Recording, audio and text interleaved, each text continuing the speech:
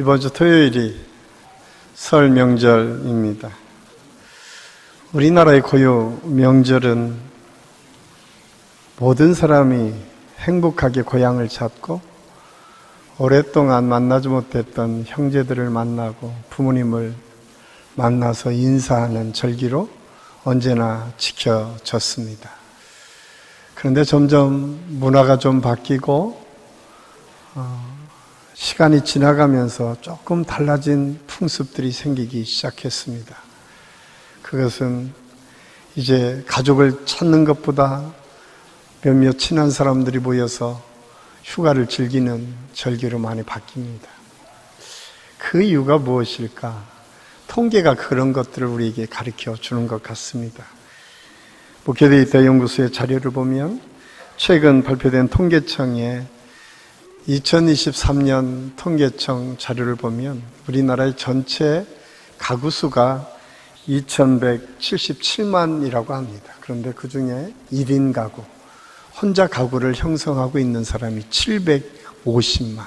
그러니까 35%가 혼자 가정을 이루고 있는 가정이다라는 통계가 있습니다. 그런데 이게 여기서 멈춰지는 것이 아니라 2050년까지는 40%가 될 것이다. 아마 조금 더 지나가면 이제 우리나라의 절반이 1인 가구가 될 것이다라고 하는 예측들이 나오게 됩니다. 이러다 보니까 가족의 형태가 참 많이 바뀌어지고 있는 것이 현대사회의 모습인 것 같습니다. 가족이라고 하는 공동체를 어떻게 우리가 규정하고 규명해야 될 것인가라고 하는 논의까지 나오는 시대를 우리가 살고 있습니다. 그럼에도 불구하고 성경은 가족 공동체가 얼마나 중요한지를 우리에게 말씀해 주고 있어요. 왜냐하면 가족 공동체는 인간이 만들어진 공동체가 아니라 하나님께서 만들어주신 공동체이기 때문에 그렇습니다. 창세기 2장에 보면 홀로 있는 아담이 독처하는 것이 보기 좋지 않아서 하나님께서 하와를 창조하셔서 가족을 이루게 하셨고 그 가족을 보면서 심히 기뻐하셨다라고 성경은 기록하고 있습니다. 어디 구약의 말씀을 통해서 가족 공동체의 중요성에 대해서 말씀하고 있습니까? 그렇지 않습니다. 죄된 인간이 에덴에서 쫓겨나고 더 이상 하나님과의 관계를 회복하지 못할 때 하나님께서 예수 그리스도를 이 땅에 보내주시고 예수님을 통해서 새로운 가족 공동체, 교회를 이 땅에 세워주십니다. 그리고 교회를 통해서 새로운 구원의 역사를 이루어 가시는데 그 핵심이 무엇인가? 가족 공동체를 통해서 교회 공동체를 설명하고 있습니다. 우리 교회에서 사용하는 대부분의 용어가 다 가족 관계를 통해서 구성되어 있음을 알 수 있습니다. 여러분, 우리가 하나님을 아버지라 부르고 있는 것처럼 가족의 아버지처럼 그리고 어머니가 우리를 품고 있는 것처럼 하나님께서 우리를 보호하신다고 표현하고 있습니다. 예수 그리스도를 믿는 믿음의 공동체를 그렇게 표현합니다. 우리는 그리스도 안에서 한 형제요 자매다라고 하는 표현을 쓰고 있는데 한 형제요 자매는 가족 공동체의 구성원의 관계를 우리에게 말해주고 있는 것을 볼 수가 있습니다.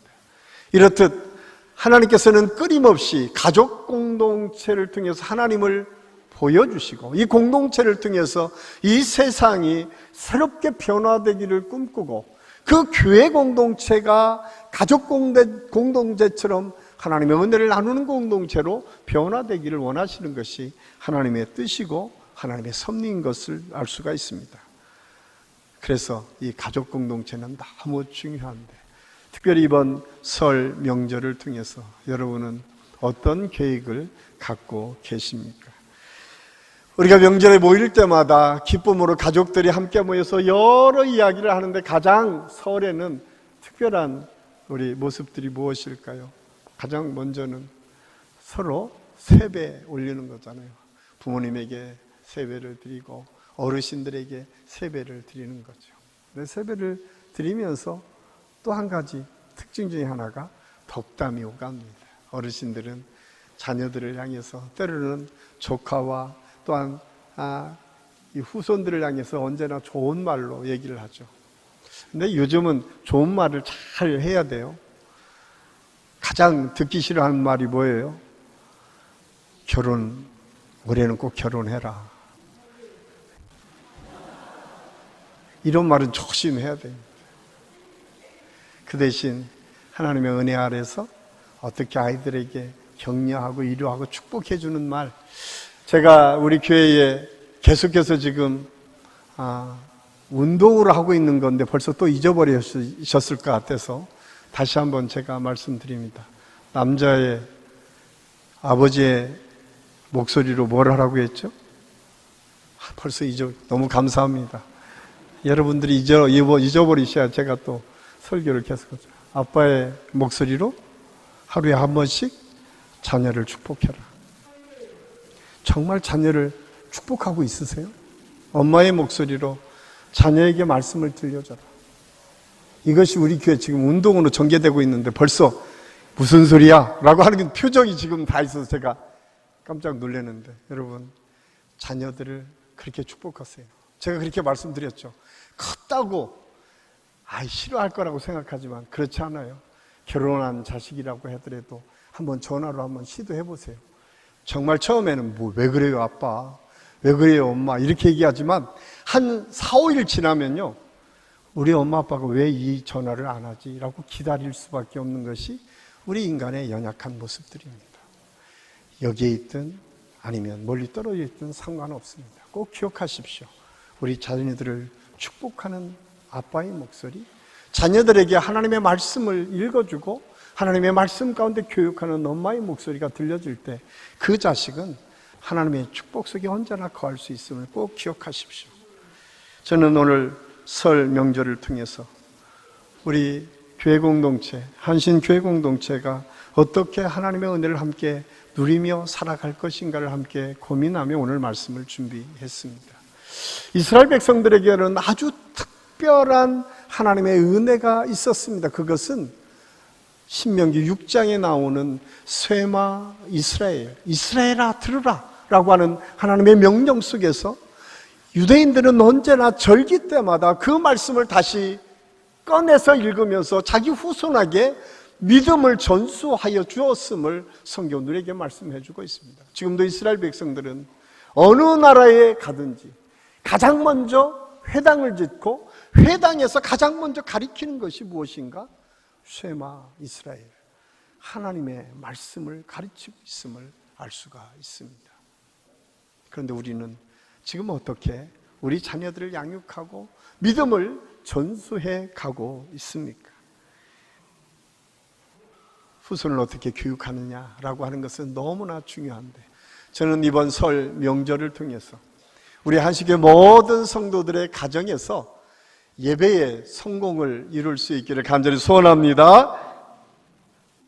후일에 내 아들이 내게 묻거든 이라고 하는 말로 시작하는 이 본문, 이 말씀은 사실 쇠마 이스라엘을 선포한 신명기 6장 1절에서부터 그 말씀이 기록되고 있는데 20절에서 25절까지 이 말씀이 결론의 말씀이에요. 너희들이 내가 왜 너희 자손들에게 이 말씀을 선포하고 가르치라고 말씀하시는지를 결론적으로 우리에게 주시는 말씀입니다. 그래서 오늘 제가 말씀의 제목을 다시 복음으로, 가족이라고 하는 제목을 결정했는데, 다시 복음으로라고 하는 의미는 우리 속에 복음이 들려졌다는 거예요. 복음은 기쁜 소식입니다. 그래서 많은 사람들이 복음은 예수 그리스도를 믿고 구원받는 역사가 선포된 사건임을 우리 모두가 압니다. 그런데 오늘 저는 단순히 그것만이 복음이 아니라 오늘 저와 여러분이 이 자리에 있다고 하는 사실이 복음이고 축복이고 은혜인 줄로 믿습니다. 왜냐하면 복음이 선포되었을 때 수많은 사람이 그 복음을 다 받아들인 것이 아닙니다. 그런데 저와 여러분이 복음을 받아들이고 예수 그리스도의 복음을 통해서 이 시간 하나님을 예배하는 자리에 있다라고 하는 것이 축복이고 은혜예요. 이것이 복음입니다. 우리 가정의 복음이에요. 여러분 꼭 기억하십시오. 내가 복음의 출발이고 시작임을 잊지 마시기를 바랍니다. 그런데 왜 하나님께서 쇠마 이스라엘을 하면서 이 말씀이 그렇게 중요하다고 하는지는 신명기 6장 4절에서 5절까지 말씀을 통해서 우리가 확인할 수 있습니다. 우리 함께 읽겠습니다.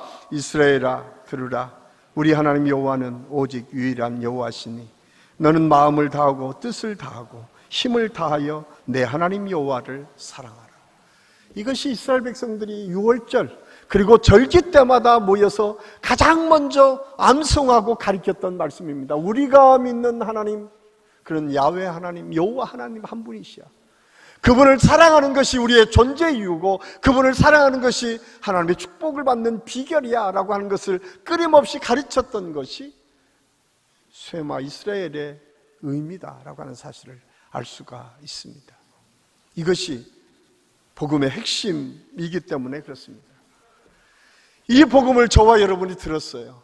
그런데 이 복음은 저와 여러분에게 들려진 것뿐만 아니라 예수님께서 이 복음을 새롭게 또한 확장해서 우리에게 해석해 주고 있습니다. 마태복음 22장 30절에서 40절까지 말씀해 보면 예수께서 이르시되 내 마음을 다하고 목숨을 다하고 뜻을 다하여 주 너희 하나님을 사랑하라 하셨으니 이것이 크고 첫째 되는 계명이요 둘째도 그와 같으니 내 이웃을 내 자신같이 사랑하라 하셨으니 이 두 계명이 온 율법과 선지자의 강령이니라.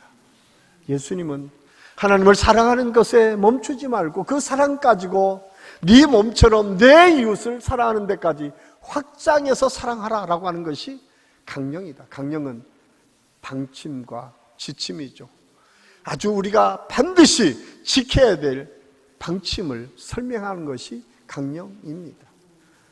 그래서 이 강령이라고 하는 말을 별로 사용하지 않는 이유가 공산당이 강령을 만들어서 반드시 그걸 법으로 정해놓고 그걸 지키게 했기 때문에 강령이라는 말을 그렇게 많이 사용을 하지 않는데, 원래 성경을 통해서 주시는 메시지는 우리가 반드시 지켜야 될 말씀이 하나님 사랑, 이웃 사랑이다 라고 하는 사실을 예수님을 통해서 우리가 말씀을 듣게 됩니다.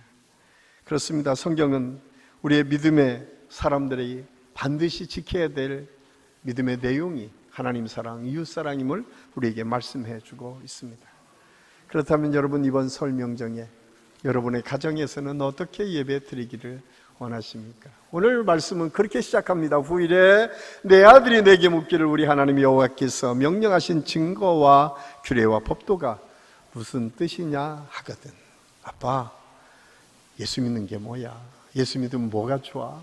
예수 믿어서 우리가 어떻게 살아가야 돼? 라고 하는 여러 가지 질문을 혹시 여러분의 자녀가 한다면 그 가정은 성공한 가정이다.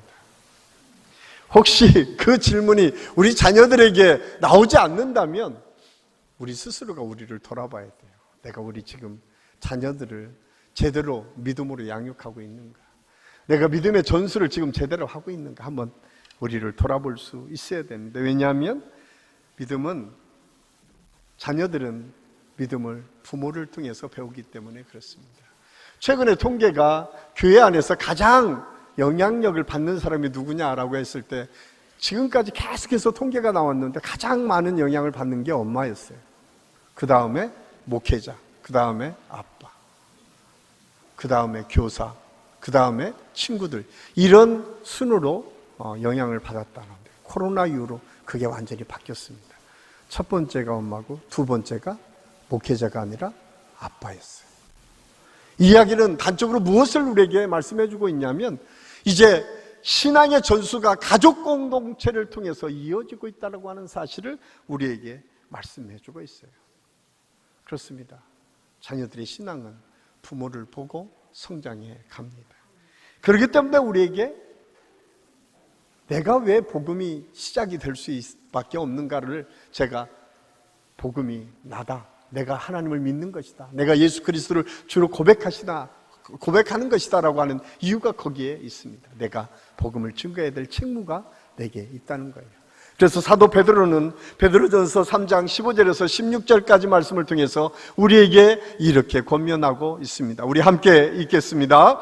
너희 마음에 그리스도를 주로 삼아 거룩하게 하고 너희 속에 있는 소망에 관한 이유를 묻는 자에게는 대답할 것을 항상 준비하되 온유와 두려움으로 하고 선한 양심을 가지라. 이는 그리스도 안에 있는 너희의 선행을 욕하는 자들로 그 비방하는 일에 부끄러움을 당하게 하려 함이니라.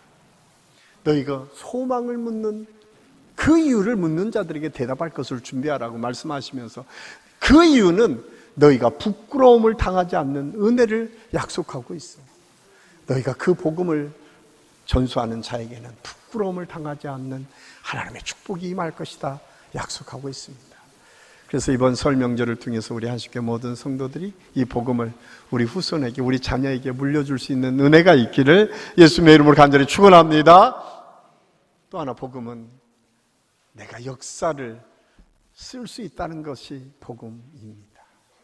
여러분, 역사는 무엇입니까? 미국의 하버드 대학 철학 교수였던 조지 산타나 교수가 이런 말을 했습니다. 뼈아픈 과거를 기억할 줄 모르는 사람은 과거를 되풀이하게 된다. 그러나 슬기로운 사람은 경험 속에서 지혜를 배우고 지혜로운 민족은 역사 속에서 교훈을 얻는다. 역사 속에서 교훈을 얻는다는 거예요. 역사 속에서 지혜를 배운다는 거예요. 그런데 그 역사는 남의 역사가 아니라 우리 가정의 역사는 내가 쓸 수 있다는 거예요. 내가 어떻게 쓰느냐에 따라서 그 역사가 달라질 수 있다고 하는 사실을 우리는 잊어서는 안 됩니다.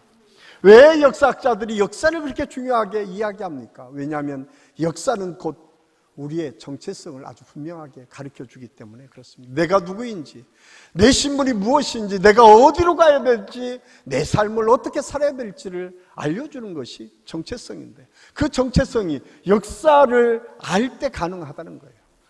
예전에 우리나라에도 유교 전통 속에 양반과 상놈이 있었습니다. 물론 그 기준을 성공한 사람들, 높은 지위에 있는 사람들이 양반인 것처럼 했지만 실질적으로는 전통과 문화가 있는 집안과 그렇지 않은 집안으로 나뉘어지고 있었음을 알 수가 있습니다. 그렇습니다. 역사는 그렇게 아이덴티티, 자기 정체성을 분명하게 가르쳐주고 있습니다. 간혹 우리가 드라마나 또한 주변 사람들 중에 기억 상실증에 걸린 분들이 있습니다. 그분들이 하루하루를 살아가기가 너무 어려워요. 그 옛날에 기억하는 사람을 보면 그 사람의 삶이 별로 좋은 삶이 아닌데도 과거가 기억나지 않으면 오늘을 살아내기가 너무 어려운 거예요. 그 이유가 무엇입니까? 그 역사가 오늘 나를 잊게 했기 때문에 그렇습니다. 그런데 여러분, 그 역사는 또한 나의 삶의 방향을 결정해 주기도 합니다. 내가 어떻게 살아내야 될지. 그래서 오늘 산타나 교수가 얘기했던 것처럼 그 과거의 아픈 역사들을 반복하지 않기 위해서도 그것을 지혜를 삼아서 그렇지 않게 하기 위한 역사로 삼았다.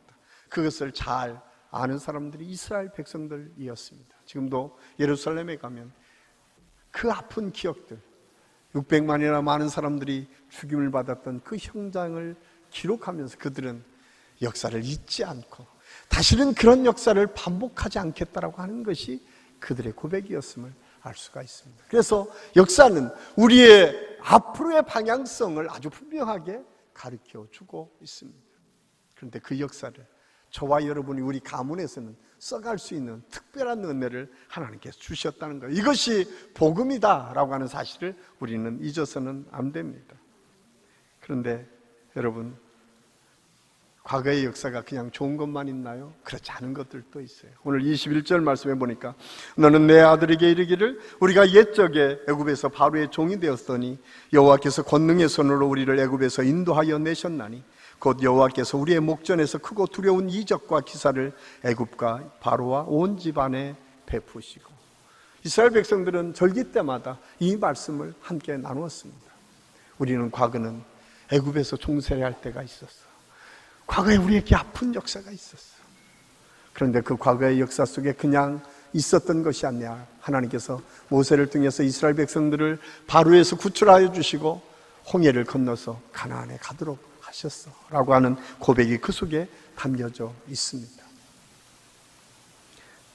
우리가 잘 살고 우리가 행복하게 삶을 누릴 수 있는 것, 그건 과거를 잊지 말고 하나님을 온전히 믿는 믿음 속에 사는 것이 축복이야 라고 하는 그 고백이 그 속에 담겨져 있습니다. 우리가 살아가는 것 그냥 의미 없이 이 세상 사람들처럼 잘 먹고 잘 사는 것이 우리의 목표가 아니라 하나님을 온전히 섬기면서 하나님의 뜻대로 사는 것이 하나님의 축복이야, 은혜야 라고 하는 것을 믿는 것, 그 믿음을 끊임없이 전수해 가는 것이 가장 중요한 목표가 되고 가르침이 되었음을 우리가 알 수가 있습니다. 하나님은 이스라엘 백성을 권능의 손으로 백성들이 보는 앞에서 크고 두려운 이적과 기사를 베풀어 주셨음을 이스라엘 백성들은 끊임없이 후손들에게 가르쳤어요. 그래서 6월절에는 여러분 장막절이라고 하는 절기를 통해서 그들이 아파트 안에서도 베란다에 텐트를 만들어서 일주일 동안 거기에서 거했던 모습들이 있었다. 여러분, 그 이유가 무엇입니까?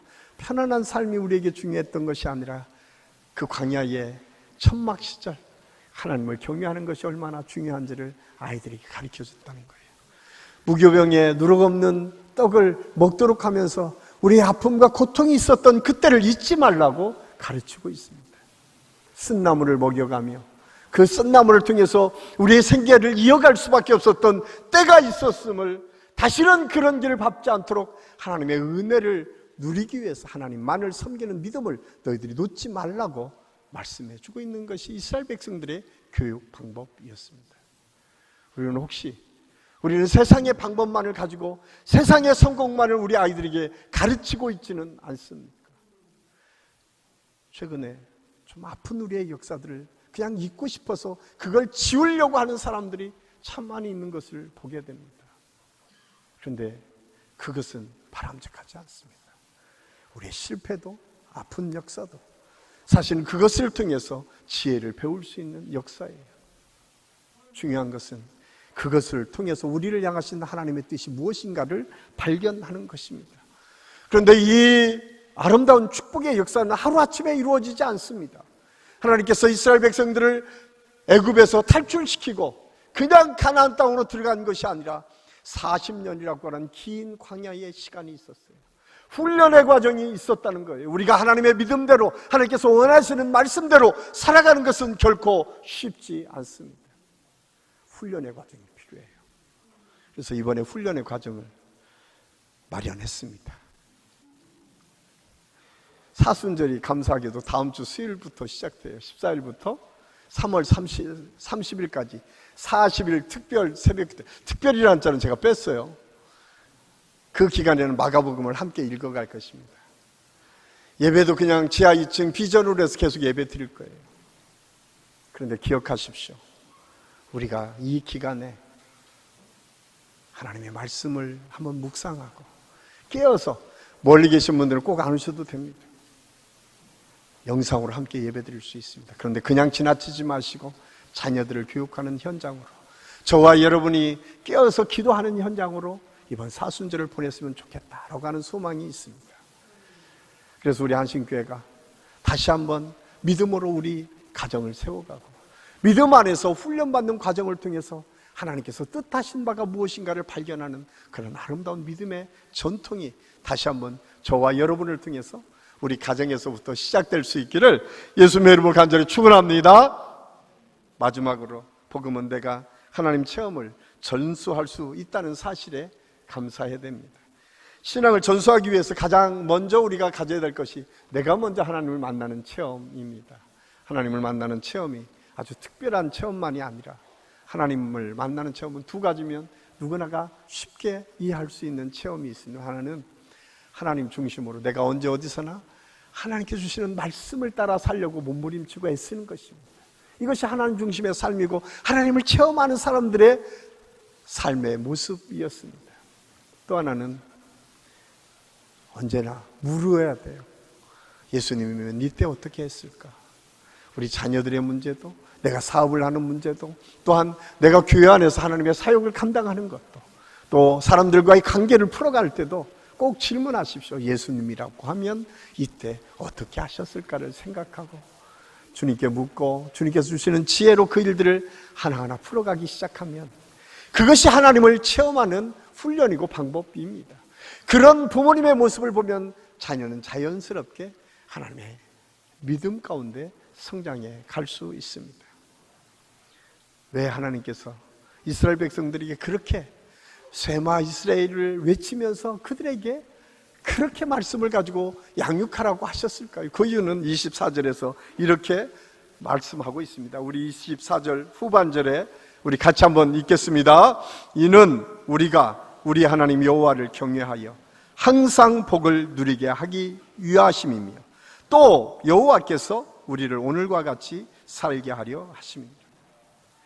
하나님께서는 우리에게 왜 그렇게 이스라엘이라 트리라 외치면서 그 말씀대로 살기를 원하셨는가? 하나님께서는 우리가 복받고 살기를 원하셨기 때문에, 하나님의 백성답게 살기를 원하셨기 때문에, 지금 우리가 살아가는 그 능력의 삶을 살 수 있도록 도우시기 위해서 그러신다라고 하는 사실을 말씀해 주고 있습니다.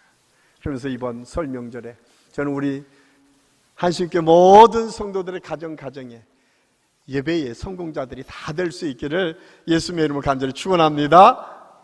그러면서 저는 두 가지 꼭 여러분에게 이번 예배 때에, 이번 설 예배지가 있지만 여러분, 제가 언젠가 한번 여러분에게 말씀드렸던 것 같아요. 여러분의 가정에 어떤 말씀이 있습니까? 저는 어려서부터 기억되는 말씀이 있습니다. 그 말씀은 시편 127편 1절입니다. 여호와께서 집을 세우지 아니하시면 세우는 자의 수고가 헛되며 여호와께서 성을 지키지 아니하시면 파수꾼의 깨어있음이 헛되도다. 그런데 지금 이 성경은 깨어있음이라고, 파수꾼의 깨어있음이라고 표현되고 있지만 옛날 개역 성경에서는 파수꾼의 경성함이 허사로다. 지금도 이 말씀을 묵상하다 보면 카랑카랑한 우리 어머니의 목소리가 들려집니다. 제가 그냥 새벽에 일어나고 싶지 않은데 시골의 그 추운데 이불을 걷어제치고 예배드리면서 늘 기도했던 기도 제목, 첫 번째 이 말씀이 암송돼요. 하나님께서 우리 가정을 지켜주지 않으시면 이 가정은 무너질 수밖에 없습니다. 파수꾼이 아무리 깨어있다 한들 이 가정이 지켜낼 수 없습니다. 우리 하나님, 이 가정을 지켜주옵소서. 그 고백이 오늘날 저를 있게 했습니다. 여러분, 여러분의 자녀들에게 여러분은 어떤 말씀을 암송하도록 하셨습니까? 여러분의 가정에는 어떤 말씀이, 누구나가 이 말씀은 우리 가정에게 주신 하나님의 말씀이라고 하는 말씀이 과연 있으십니까? 아마 있으시겠지만 다시 한번 꼭 기억하시고, 없으시다면 이번 계기를 통해서 모든 가정에 한 말씀 하나 정도는 반드시 지켜서 모든 예배 때마다 그 말씀을 암송하고 모든 예배 때마다 그 말씀을 묵상하십시오. 그리고 먼 훗날 누군가가 여러분을 기억할 때에, 여러분의 자녀들이 여러분을 기억할 때, 우리 엄마가 이런 말씀을 암송했지, 우리 아빠가 이렇게 말씀을 가지고 몸부림치며 신앙생활을 했었지 라고 하는 그 믿음이 있을 때에 그 아들은 실패하지 않습니다. 또한 모든 가정에 찬송이 있었으면 좋겠습니다. 저는 요즘에 복음성가, 좋은 은혜 받는 복음성가도 괜찮습니다. 어떤 찬양이든 내 안에 찬송이 살아있으면 좋겠다. 저 안에 있는 나에게 딴 근심 있으리라. 옛날 통일 찬송가, 제가 어렸을 때는 455장이었습니다. 지금은 370장. 저희 가정은 날마다 예배를 드릴 때마다 그 말 찬양을 함께 불렀습니다. 그때마다 저는 그 찬양이 이해가 되지 않았어요. 왜냐하면 그 찬양은 우리 가정이 그때는 무너질 때였어요. 그래도 먹고 살만할 때 저희 아버님이 일찍 돌아가시고 저희 가정이 가게가 확 기울어갈 때였어요. 그런데 우리 어머니가 그 찬양을 불러요. 주 안에 있는 나에게 딴 근심 있으랴. 아니, 근심은 매일매일 있는데 무슨 딴 근심이 있냐고 그렇게 찬송하는 거예요. 그런데 그 후렴에 주님을 찬송하면서 할렐루야 할렐루야 나 주님만 따라가리. 2절은 그렇게 시작합니다. 그 두려움이 변하여 내 기도 되었고 첫날의 한숨 변하여 내 노래 되었네. 여기까지는 제가 이해를 했어요. 근데 3절이 더 가관해요. 내 주는 자비하셔서 늘 함께 계시고 그 다음에 내 궁핍함을 아시고 늘 채워주시네. 이 부분에서 제가 동의할 수가 없었어요. 왜? 궁핍하거든요. 사업이 망하고 아버지 안 계시고 계속 무너져 가는데 우리 어머니는 매일 그 찬양 부르면서 늘 채워주신대. 채워지지 않는 것 같았어요. 그런데 여러분, 채워주시더라고요. 채워주셨어요. 근데 그걸 몰랐어요. 그 찬양을 부르면서 그럼에도 불구하고 내가 주님을 찬양하고 따라가겠습니다. 그 두려움이 변화해서 내가 기도하고 하나님의 약속은 변함없이 사절은 그렇게 내 주와 맺은 언약은 영불변하시니 주님 나라 가기까지 늘 찬송하기를 원한다라고 하는 고백이 그 속에 담겨져 있습니다. 그때는 채워지지 않은 것 같았는데 제가 제 삶을 돌아보니까 하나님께서 채워주시지 않은 적이 한 번도 없었음을 고백할 수밖에 없었습니다. 여러분, 여러분의 삶에 그 찬양을 부르는 순간 이해되지 못하는 여러 가지 환경이 있을 수 있지만 하나님은 반드시 채워주십니다. 그리고 그렇게 말씀합니다. 우리가 마지막으로 시편 37편 23절을 함께 읽을 텐데 저희 어머니 기도 속에 늘 이 말씀이 있었어요. 우리 한번 같이 읽겠습니다. 여호와께서 사람의 걸음을 정하시고 그의 길을 기뻐하시나니 그는 넘어지나 아주 엎드러지지 아니함은 여호와의 그의 손으로 붙드심이로다. 내가 어려서부터 늙기까지 의인이 버림을 당하거나 그의 자손이 걸식함을 보지 못하였도다. 그는 종일토록 은혜를 베풀고 구워주니 그의 자손이 복을 받으리로다. 아멘. 여러분, 넘어지지만 환난을 당하고 어려움을 당하고 생각지도 못하는 문제들을 만날 수 있지만 하나님께서는 아주 엎드러지지 않겠다고 말씀해주고 있습니다. 하나님의 손이 언제나 붙잡아 주시겠다고 약속하고 있습니다. 이 세상에서 의인이 걸식함이 없겠다고 말씀하고 있습니다. 그 자손이 복을 받도록 하나님께서 인도해 주신다고 약속하고 있습니다. 이것이 하나님의 약속입니다. 이 약속을 나만 누리겠습니까? 우리 후손 대대손손 믿음으로 이어가야 될 줄로 믿습니다. 이 역사를 저는 이번 설 명절에 우리 모든 성도들 가정에서부터 다시 회복하고 이 믿음을 통해서 우리 자녀들의 미래를 새롭게 펼쳐가는 하나님의 역사가 있을 수 있기를 예수님의 이름으로 간절히 축원합니다. 기도하겠습니다. 아버지 하나님, 은혜를 감사합니다. 오늘 말씀을 통해서 우리가 이 땅에 믿음의 삶을 어떻게 살아가고 그리스도 안에서 어떻게 믿음을 전수해 가야 될지를 함께 생각했습니다. 복음은 내가 예수 그리스도를 믿고 하나님을 예배하는 자리에 언제나 있다고 하는 것이요, 복음은 내가 하나님의 뜻대로 하나님의 뜻 안에서 역사를 쓸 수 있는 기회를 주셨으며, 복음은 내가 그 체험한 대로 우리 자녀들에게 그것을 전할 수 있었음에 오늘 말씀을 통해서 도전받습니다. 하나님, 우리 안식교 모든 성도들 가정에 이 복음의 역사, 이 회복의 역사가 다시 한번 일어날 수 있도록 인도하여 주시옵소서. 그래서 이 설 명절에 우리 성도들 가정에서부터 하나님께서 주시는 은혜의 풍성함을 누리게 하시고, 무엇보다도 하나님께서 베풀어 주시는 능력과 은혜가 우리 사랑하는 모든 성도들 가정에서 이루어지게 도와주시옵소서. 그래서 먼 훗날 우리를 우리 자손들이 기억할 때에 말씀을 통해서 주신 그 은혜를 기억하게 하시고, 흔들리지 않는 믿음으로 자녀들을 양육했던 그 할아버지, 그 아버지, 그 할머니, 그 어머니를 기억해낼 수 있도록 하나님께서 역사하여 주시옵소서. 하나님께서 늘 함께 하심을 감사하옵고 예수님의 이름으로 감사드리며 기도하옵나이다. 아멘.